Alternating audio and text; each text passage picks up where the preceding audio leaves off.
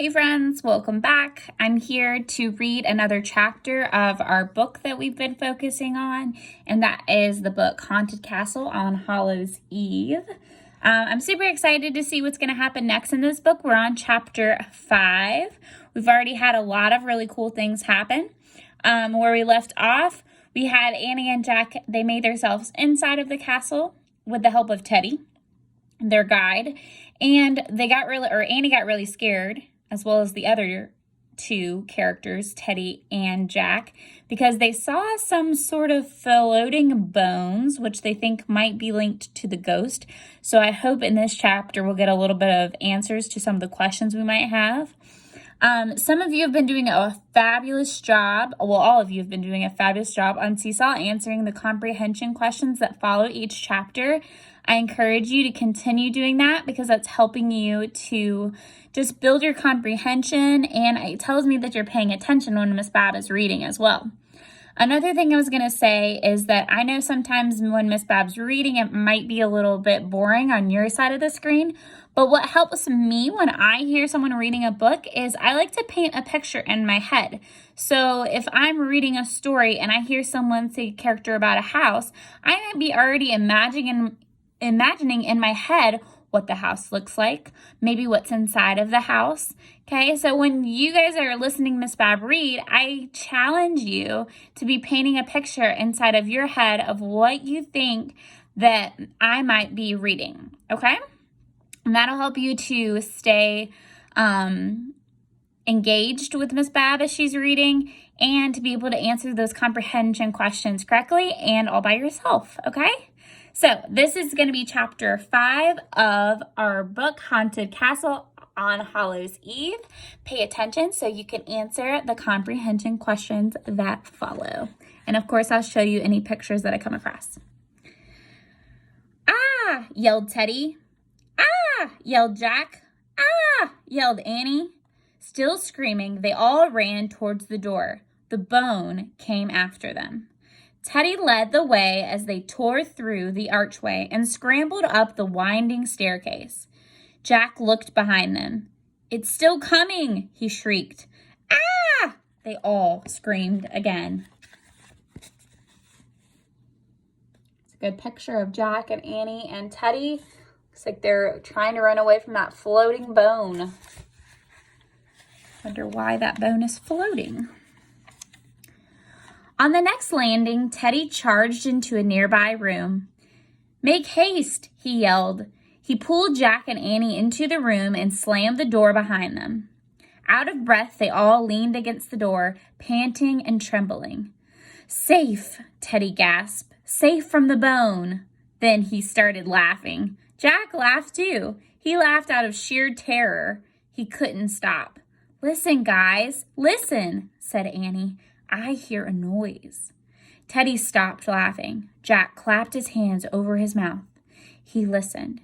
He heard a faint clicking sound, but he couldn't see anything. Teddy used the fire from the lantern to light torches near the door. Then they all looked about. "Looks like a nursery," said Teddy. The torchlight showed a kid's room. The room had 3 small beds. Wooden toys were scattered across the floor. A long white curtain fluttered from an open window. The clicking noise seemed to be coming from a dark corner. "What is that?" whispered Annie. She started towards the noise. Jack and Teddy followed her. Teddy held up his lantern. His light shone on a child-size spinning wheel. It sat in the corner near a basket of wool and a tall dusty mirror. The spinning wheel was spinning thread, but no one was touching it. It was spinning all by itself. "Look," whispered Annie. She pointed to a low table near the spinning wheel. On the table was a chessboard. Large wooden chess pieces sat on the square of the board, but some of the pieces weren't just sitting. As Jack, Annie, and Teddy watched, a piece slid slowly from one square to another. Then a queen piece did the same. Yikes, said Annie. Ghost, said Teddy. Let's get out of here, said Jack. Here's a picture of the room that they're in. And then you can see the chess table. It looks like they're all staring at it because the pieces are moving. There's the spinning wheel in the corner. That would probably scare me too. They bolted across the room. Teddy threw open the door. The white bone was hanging in the air, right outside the door.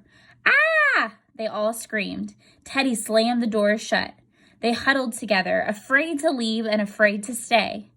Jack's heart was beating wildly. He couldn't breathe.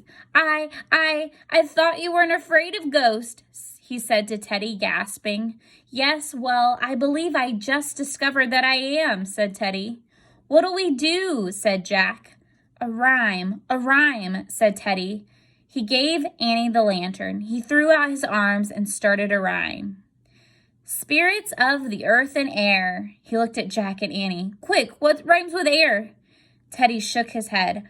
I fear a bear might make things worse. Jack tried harder to think of a better word that rhymed with air. Wait a minute, said Annie. I get it now. I get it. She grinned at Jack and Teddy. Has she lost her mind? Jack wondered. Maybe what old Maggie said? Asked Annie. Then she recited, Where is the girl who spins wool into thread? Annie pointed at the spinning wheel in the corner. There she is, she said. She's spinning at that wheel. Annie recited more. Where are the boys who play chess before bed? Annie pointed at the chess table. There they are, she said. They're probably brothers. They're playing chess. She recited more. Where is the hound who waits to be fed? Annie threw open the door to the nursery. The bone was still hanging in the air. Jack and Teddy jumped back in fear. Don't be afraid, said Annie. It's just a dog, a hound. He's carrying a bone in his mouth, don't you see? The girl, the boys, the hound, they're all here. They're just invisible. And that's the end of chapter 5. That leads up to chapter 6. And we'll read that in our next video. There's lots of really cool things that happened in chapter 5. So I hope that you enjoyed that chapter and that you move over to Seesaw so you can answer the comprehension questions that follow. All right, I'll see you guys for chapter 6. Bye.